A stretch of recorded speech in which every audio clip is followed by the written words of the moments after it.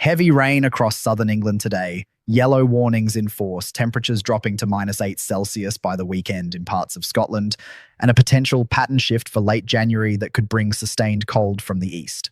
I've examined the latest model runs from the Met Office, ECMWF, and GFS. What we are seeing right now is a classic Atlantic-dominated pattern, but there are signals in the upper atmosphere suggesting this could change significantly as we move into the final week of January. Whether that happens or not depends on factors I'll explain in detail. Let us start with what's happening today, Wednesday the 15th of January. Then we'll work through the rest of this week, the weekend, and into next week. After that, I'll show you what the longer range models are suggesting for the last 10 days of the month. Some of it is quite interesting from a stratospheric perspective. Right now, the contrast across the United Kingdom couldn't be more pronounced. The Scottish Highlands saw temperatures drop to -5 Celsius this morning, bitterly cold with a sharp northerly wind. That Arctic air sitting over northern Scotland. Compare that to the southwest. Cornwall and Devon have been experiencing mild, damp conditions. Temperatures running around 7 or 8 degrees. Somerset saw flood warnings issued this morning due to persistent rainfall. That mild air mass has been locked in place across the southern counties. Wales has been thoroughly wet, heavy rainfall through the past 24 hours. Some areas reporting near record totals for mid-January. The rain is relentless across Welsh valleys. The Midlands has been rather dull. Birmingham and surrounding areas sitting at around 7 degrees. Grey skies, not much to write home about, rather boring for anyone hoping for proper winter weather. That extended mild spell is about to end. East Anglia has been waiting, many areas there haven't seen significant snow for several winters. Conditions have been unremarkable. This pattern shift we're retracking has potential, but I am not making promises until we see how these systems develop over the next week. The feature responsible for today's heavy rain is a secondary low-pressure system that moved up from the south overnight. It is bringing persistent heavy rainfall to central, southern and southeastern England this morning.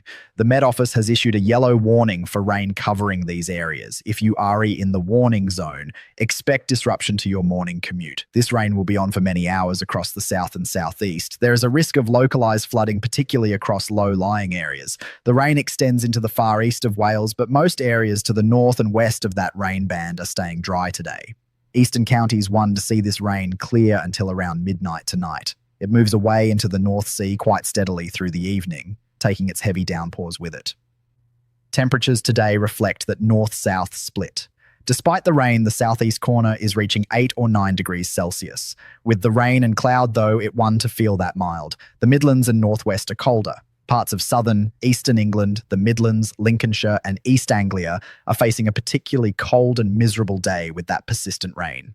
Meanwhile, further north and west, it's a different story. Scotland has showers, wintry over high ground. Northern Ireland sees a few showers clipping the far north. Most other areas are dry, but there are dense fog patches across England and Wales, making driving conditions hazardous. That fog is a feature we'll see more of over the coming days. Overnight tonight, once that rain clears, further showers start edging in from the south and west across England and Wales. Further north and east stays dry. Northeast England could see a cold night with temperatures going sub-zero. Generally, though, it remains quite mild in the south. Friday keeps low pressure in control. We start the day with showers across England and Wales. These push northwards with time, heavy showers mainly in the west. Central, northern and eastern regions stay mostly dry. Temperatures again showing that split, 8 to 9 degrees in the south, just 3 or 4 degrees further north. The trough of low pressure weakens as we go through Saturday. Still, though, there will be further showers. Temperatures generally mild at 5 to 10 degrees across most areas. This isn't particularly remarkable weather for mid-January. It's just unsettled Atlantic-dominated conditions. Sunday sees the next area of low pressure trying to move in from off the Atlantic. We could see further rain, particularly in the west, overnight from Saturday into Sunday. Generally expect a lot of cloud, dampness and potentially quite a bit of fog over the weekend. That fog could be something to watch out for. Visibility down to 50 meters or less in places, not ideal for driving. Temperatures remain relatively mild for the weekend away from Scotland. Into Monday, that pattern continues. Further rain, probably a lot of low cloud, maybe some fog as well. Still relatively mild with temperatures reaching 10 Celsius in the southeast corner. That is 50 degrees Fahrenheit. Now, this is where it gets interesting, because Whilst we re-dealing with this mild, unsettled pattern through the rest of this week and into the weekend, the models are showing significant disagreement about what happens from the middle of next week onwards. Let me show you what the upper air temperatures are doing. This is data from GFS for Oxford over the next 2 weeks. The red line represents the 30-year upper air temperature average for this location. We restarting off around average, staying slightly above average through into next week. However, there's a cooling trend in evidence as we go into the last week of January. Those upper air temperatures are forecast to turn colder, not drastically colder at this stage, but colder nonetheless. Precipitation-wise, we see a large spike tomorrow. That is the heavy rain I've already discussed. After that, plenty of precipitation from showers or longer spells of rain. When we get into the last days of the month, we start seeing a few snow spikes appearing in the data. Nothing significant for snow in the next week or so, but it's there in the output beyond day 10. Temperature anomalies for the next 5 days show below average for the far north and west, above average in the far southeastern quarter. That S what we D expect with the current pattern. Take the 14-day outlook though, and it S colder than average across the board. That S a significant shift. Let's go through the model data systematically. The latest UK Met Office Euro run for midnight on Saturday shows a trough of low pressure moving through the country, bringing showers or longer spells of rain. Low pressure continues to feed in from off the Atlantic through next week. More wet weather to come. By next Wednesday, high pressure is trying to build towards Scandinavia, but low pressure out in the Atlantic is preventing a fully fledged Scandinavian high from forming. At the same time, though, that high pressure over Scandinavia is stopping the low pressure systems from following their normal track across the UK. Basically, it's a case of let battle commence. Low pressure in the Atlantic coming up against high pressure to our east and northeast. Which way do we go, ultimately? That is the question all the models are struggling with. The ICON model shows low pressure dominating and in the ascendancy through the weekend into next week. The low pressure systems keep on coming. By 180 hours out, it is still low pressure bearing down on us. ECMWF looks different. It shows high pressure slowly taking over through next week to our east, bringing in some really quite cold air from the east. That is a pretty deep cold pool developing over Germany and the Low Countries, starting to be drawn into the UK on southeasterly winds. By the last week of January, it is ending up with higher pressure building, mostly dry but still cold, up to the 26th of January. The GFS midnight run shows that trough moving through the country on Saturday, bringing showers or spells of rain. Then it's a case of that battle I mentioned. High pressure to the east versus low pressure to the west through next week. The Scandinavian high gets going there by the middle of next week at 1,035 millibars, turning the wind into an easterly temporarily. Later next week, though, that high pressure retreats away to the east quite quickly, and low pressure starts coming in from the west again. So it's turning cooler and more unsettled, even colder into the last week of the month with showers or longer spells of rain. By the 30th of January, in the GFS midnight run, low pressure pushes in from the west. No big easterly developing, no hints of a beast from the east scenario. That might be disappointing compared to model output we were seeing just yesterday. However, the GFS 6 Zulu run tells a different story. It shows our trough moving away to the south over the weekend. Higher pressure builds to our east, turning the wind into a cooler southeasterly. Could feel quite cold for a while. Then high pressure builds strongly over Scandinavia up to 1,040 millibars, bringing in a proper easterly wind by the middle of next week. That easterly could well bring some snow showers into the south and southeast. Dry and cold generally as we move into the last week of January, a beautiful looking Scandinavian high blocking the Atlantic. Eventually, hints that we might start tapping into some very cold air away to the east. That's a much colder outcome from GFS 6 Zulu. The uncertainty goes on not just within the GFS, but across all the model output. This is model mayhem at the moment. GEM shows low pressure moving away to the south as we go through the weekend, turning drier and cooler with higher pressure building to the east. Then in the middle and second half of next week, low pressure in the Atlantic remains in control, rather mixed conditions, rain in the west in particular, relatively mild. The ECMWF midnight run shows the trough of low pressure slipping away to the south, heights rising to our east, low pressure to the west, high pressure to the east as we go into the middle of next week, relatively mild, wet, and windy up to that point. However, getting towards day 9, high pressure strengthens over Scandinavia, starting to draw in that cold southeasterly. We get very close to a cold easterly setup, but Atlantic systems keep bringing energy in from the west, delaying the onset of those easterlies. Eventually, this looks like it might start turning colder again from the north. Another failed easterly from the Scandinavian high, perhaps. The ECMWF midnight run hints, though, that it might start turning colder by month end. possibly from the north once again. The precipitation forecast, based on that ECMWF run, shows showers or rain today, then thoroughly wet across much of England and parts of Wales through tomorrow. Could be a bit of hill snow mixing in over the Welsh mountains and the southern Pennines. After that, we move into drier conditions at the end of the week, but more showery weather over the weekend. Then into next week, there is a hint of some snow. As that cold air starts to dig in on those southeasterly winds, we could see precipitation beginning to turn to snow around days 9 and 10. That's the 23rd to 24th of January. The ECMWF ensemble data for day 10, the 24th of January, shows 51 members. All of them have low pressure to our west or southwest, high pressure towards the northeast, bringing the wind in from quite a cold southeast. Not a classic easterly scenario at that point, but cold nonetheless. 2 weeks out, the 29th of January, there are three main scenarios in the ECMWF ensembles. 25 members show high pressure winning the battle over Scandinavia, getting the wind into a proper cold easterly. 15 members show blocking high pressure to the north, but we are still under the influence of low pressure. 11 members show low pressure coming in from the Atlantic with southwesterly winds. The majority option is that cold scenario with 25 members. However, if you combine the 15 and the 11, they come out with 26 members, favoring a milder outcome. It's virtually a 50-50 split within the ECMWF ensembles for 2 weeks out, whether we go relatively mild or whether we go cold. Watch this space. CFSB2 500 millibar height anomaly shows a breakdown by week. Week 1, 14th to 20th of January, next week, has a trough of low pressure sinking away to the south with heights over Scandinavia. Week 2, 23rd to 27th of January, shows low pressure keeps on coming from off the Atlantic. Unsettled and relatively mild. Week 3, 28th of January to 3rd of February, still has low pressures in the ascendancy. Week 4 continues that pattern. CFSB2 is suggesting very unsettled weather for the next 4 weeks, with low pressure continuing to dominate, but keeping winds off the Atlantic, so relatively mild.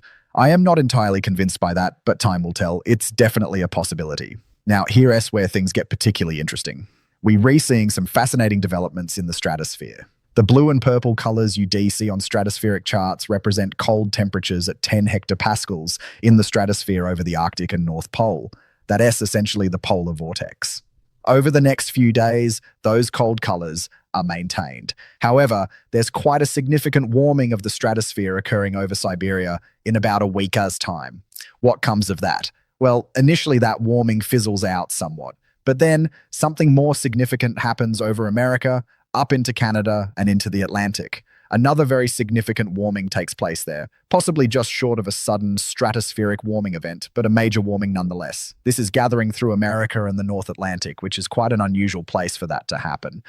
I think, and this is my personal opinion without hard evidence, that when we get significant warmings in the stratosphere over America, Canada, and the North Atlantic, those are the events that tend to have the greatest tropospheric response for us here in Northern Europe.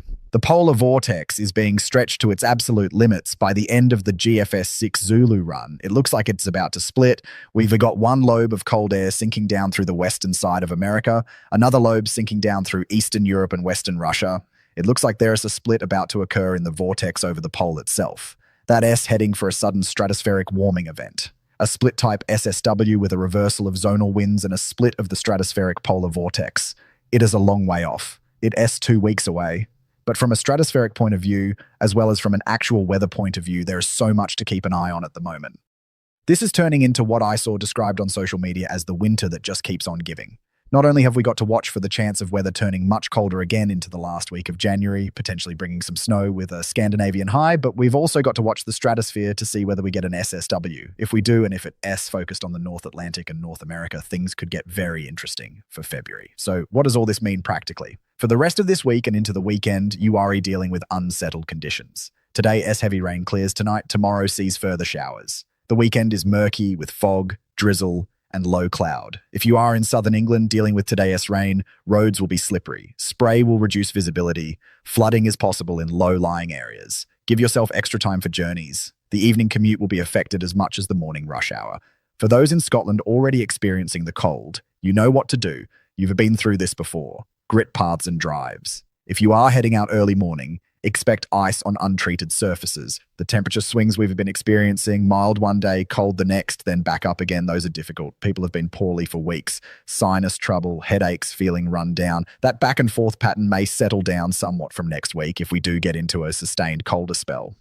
For the southeast, if we do get that easterly developing late in the month, this sort of cold is unusual for you. Most people down there don to keep snow shovels to hand, and that is fair enough. If it does turn cold and snowy, work from home if you can. The roads want to be gritted as thoroughly as they would be further north. Public transport could be disrupted. East Anglia, I know many of you have been waiting for snow. You've gone several winters without decent covering in some areas. This pattern has potential, but I am not promising anything. We need to see how these battles between high and low pressure resolve over the next week. For drivers over the weekend, watch out for that fog. Visibility could drop to 50 meters or less. Use dipped headlights, not fog lights, unless visibility is severely reduced. Leave extra space between vehicles. Fog can appear quite suddenly, particularly in valleys and near rivers. Elderly relatives, neighbors, check on them. If we do get into a sustained cold spell late in the month, they'll need to ensure heating is working properly, prescriptions are filled, and they have enough food in. Don tea, wait until the cold arrives. Prepare now whilst conditions are relatively mild. The confidence level on the forecast diminishes significantly beyond day 10. For the next 7 days, confidence is high. We know what is happening. Atlantic low pressure dominates, mild, unsettled, foggy at times. Beyond day 10, into the last week of January, confidence drops to moderate. The models are split. Some show cold from the east. Some show continued Atlantic influence. It's 50-50 at this stage. Check back for updates. This situation will clarify over the next few days as we get closer to that critical period. What we're not seeing is any indication of extreme cold at this stage. If we do get an easterly, it is not looking like Beast from the east 2018 levels. That was -14 Celsius in places, widespread significant snow. This would be more modest, cold, yes, potentially some snow, yes, but not extreme by historical standards. You remember the winter of 62 to 63? That was the big freeze. Snow from Boxing Day through to March, coldest since 1740. We're not looking at anything like that.